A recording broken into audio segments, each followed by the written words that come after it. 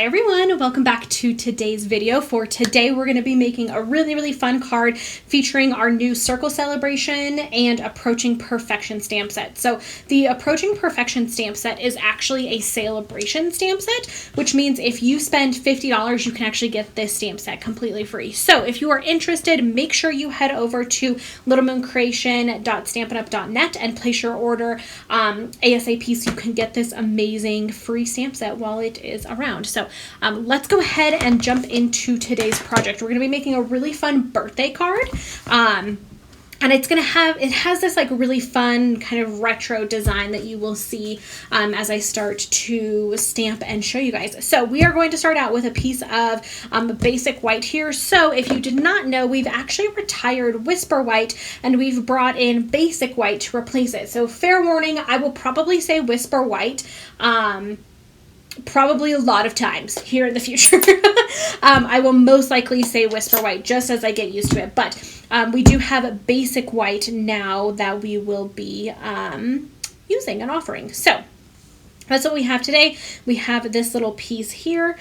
So let's go ahead and jump into this. So I'm going to start off with this larger circle stamp, and I will zoom in just a touch so you can see that a bit closer up. This large circle stamp here, and I'm going to be using my Blushing Bride ink. And actually what I'm going to do is I'm going to take it and I'm going to stamp it off twice onto my background piece here before I stamp it onto my card base.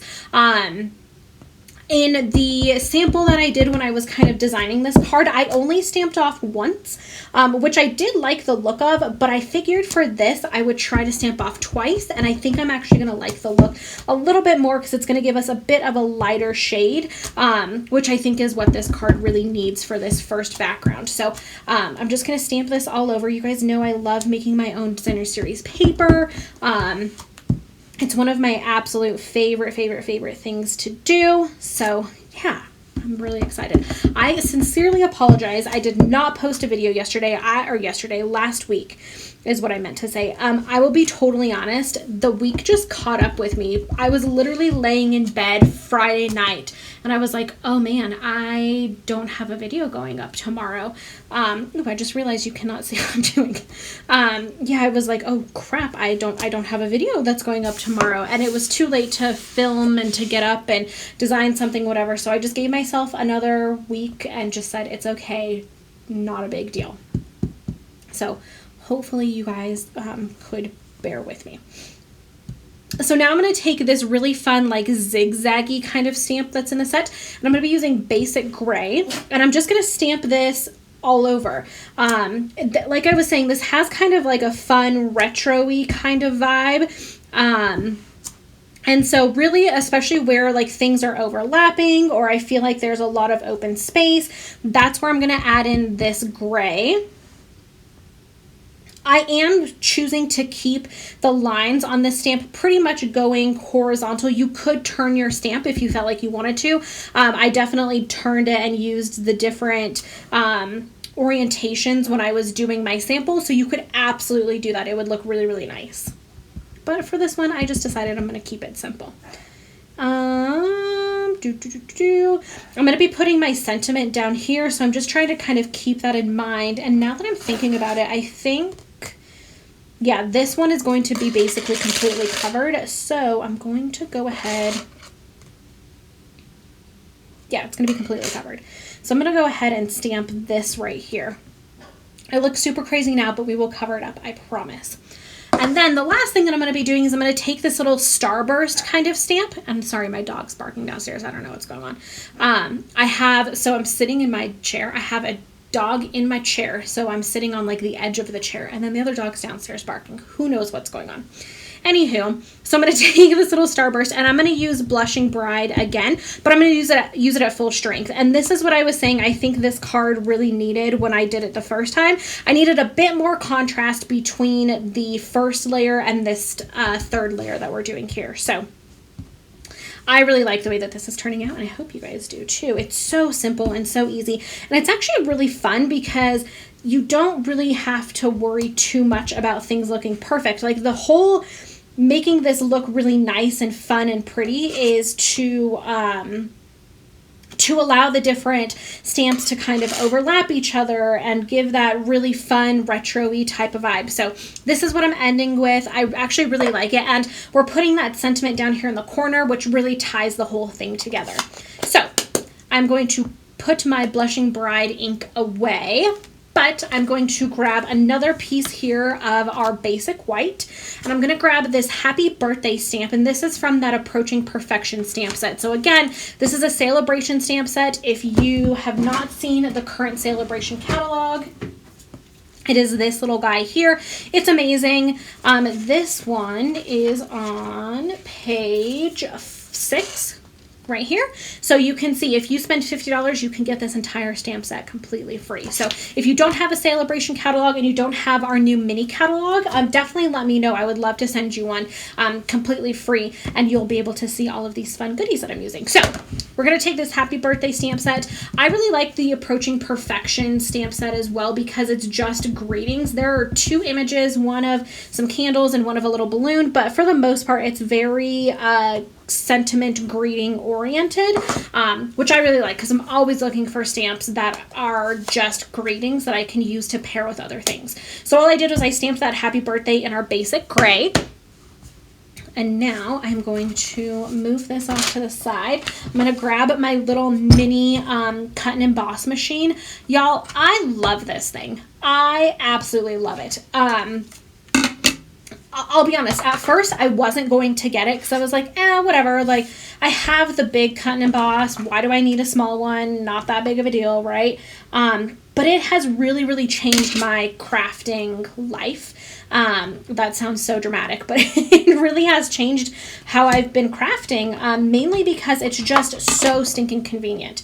As I say that, I'm having a hard time lining this up, but that's because I'm trying to talk and do this at the same time. So it really has changed my crafting experience because I keep this little thing in my drawer over here, and it's so simple to just pull it out and cut something really fast and then put it back in the drawer and move on with my life. I don't have to worry about getting my big machine out, especially because so my desk is right here and I have a set of shelves right across from my desk, like right in front of me.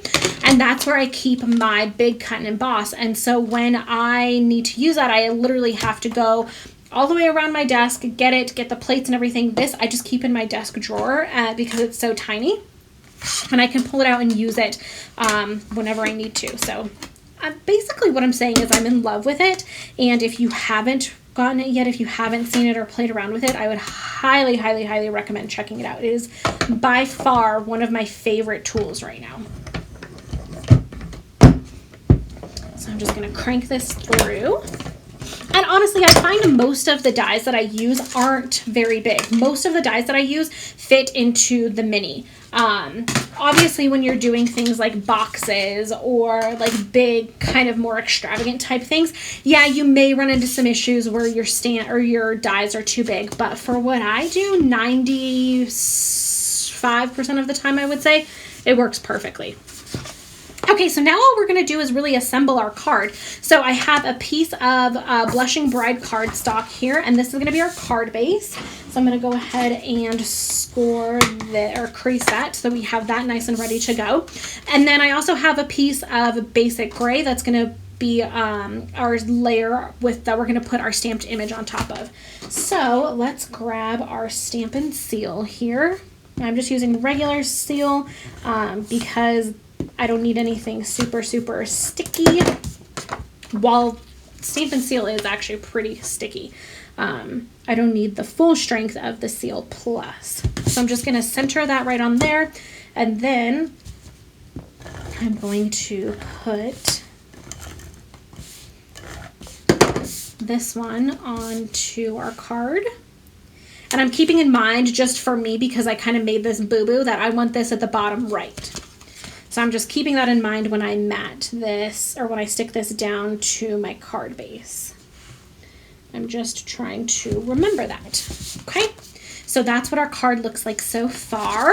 Now I'm going to take this little happy birthday that we just cut out, and I'm going to just put some seal on the back of this guy, and we're going to stick it down onto the basic gray circle that we cut out. Flip this over. We're going to put some dimensionals on the back. Just like so. Okay, and then like I said, I'm going to stick this right down here in the bottom right-hand corner. You could put the sentiment wherever you want it, honestly. I just like it in the bottom right-hand corner because it kind of gives it a little extra something, something. It makes it a little more, has a little bit more of a like line to it where it's pulling your attention down to that corner. So you could absolutely stop here and leave the card just like this. I think it would be absolutely beautiful. I love it. I think it looks fantastic. What I'm opting to do is I'm going to be using these awesome Opal Rounds. These are gorgeous, and these were actually my freebie in December, I think. Is that right? I'm fairly confident that's right. I love them. They are so, so, so beautiful. So what I'm going to do is I am going to place a few of these onto the card. And what I actually found, now that I'm thinking about it, is the little spatula end on your Take Your Pick tool actually works really, really well for this. So I'm just going to kind of place them around. I'm not really thinking too much about it as far as like placement. The only thing that I really try to do when I'm doing jewels and things is do odd numbers, just because odd numbers are more appealing to the eye.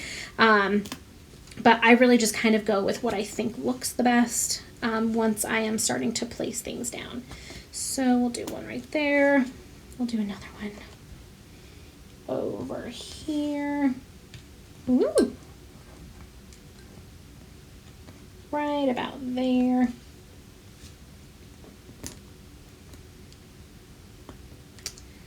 I think I want one down here in this corner. I think I want one like over here maybe. And then we'll call it good. I'll stop being all, is that my sticky part? Yes, I pulled the sticky right off of that one. So be careful, don't be like me and don't be all aggressive and crazy with your enamel dot or your Opal Rounds. And there is that. So that is our really, really pretty, and honestly it's super, super, super easy to make this one. Really fun, really pretty, and really, really easy to do. So I really hope you guys enjoy this one. I loved making it, and I'm so happy to be filming again and ready to bring you all kinds of fun new projects. So if you are interested in purchasing any of the materials that I talked about 24/7, you can go to littlemooncreation.stampinup.net and purchase anything that I have talked about. You can also visit the coordinating blog post, which is the link in the first description, or wow, the first link in the description box below, which will have all of the specific products that I used, all of the information, links to actually go and purchase it, all of that good stuff. Or you can just head over to littlemooncreation.com, and that's just my website in general, where you can see all of the fun stuff that I have going on and not just this project. So I hope you guys are having a fantastic day, and I will see you in the next one.